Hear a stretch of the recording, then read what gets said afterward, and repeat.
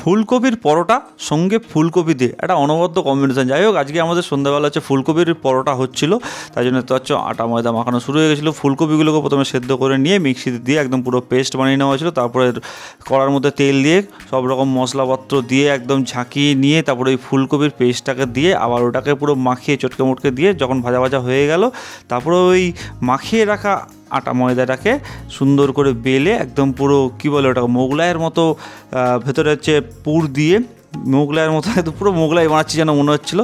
আমি বানাচ্ছিলাম না, সরি, মা পুরোটা বানাচ্ছিলো, আমি হচ্ছে জাস্ট ভিডিও করছিলাম আর খাচ্ছিলাম। আমার তো এই দুই কাজ। যাই হোক, মোগলাইয়ের মতো এরকম পুরোর ব্যাপারটাকে পুরো বেলে টেলে নিয়ে তারপরে আবার কড়াতে গরম তেলের মধ্যে সুন্দর উল্টে পাল্টে এপিট ওপিট করে পুরো ভেজে নেওয়ার পর পরোটাগুলো সত্যি খুব নরম হয়েছিল। সঙ্গে খাচ্ছিলাম হচ্ছে ঘুগনি আর ফুলকপি আলু পোস্তর সাথে খাচ্ছিলাম। এই যে পরোটা দেখতে পাচ্ছ, পরোটার ভেতরে একদম মশলাটা সুন্দর দেখা যাচ্ছে। ঘুগনি দিয়ে খাচ্ছিলাম, ঘুগনি দিয়ে বেশ ভালো লেগেছে। আর মা ঘুগনিটা ফাটাফাটি করেছিল। আর ফুলকপি পোস্ত দিয়ে মানে ফুলকপিটা রেখে ফুলকপির পকোড়ার সাথে খাচ্ছিলো, এটাও বেশ অন্যরকম লাগছিলো। অ্যাকচুয়ালি পরোটাগুলো এমনি মুখেই মেরে দেওয়া যাচ্ছিলো, হেভি সুন্দর লাগছিলো। আর সুমিকে জিজ্ঞাসা করতে, সুমিও তাই বললো। ভিডিওটা ভালো লাগলে অবশ্যই লাইক করে দিও।